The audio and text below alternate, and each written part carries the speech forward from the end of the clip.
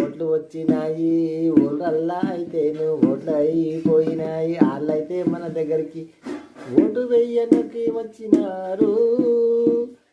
ఇక మనము సోదరు మళ్ళారా గ్రామ పంచాయతీ పెద్దలారా ఇక మళ్ళా చూడరు. ఇక మేము అడగనీకి మేమేమి రావాలి, డ్రైనేజీ కోసము రావాలి, మోరిళ్ళ కోసము మేము రావాలి, వాళ్ళింటి చుట్టూ మనం తిరగాలి. ఓటుకు 1000-2000 తీసుకుండ్రు. ఇప్పుడు మనమేమైతే ఇప్పుడు మనమైతే రావాలి, వాళ్ళైతే మన ఇంటికి ముందుకు రావాలి. వాళ్ళ చుట్టూ మనమైతే తిరగాలి.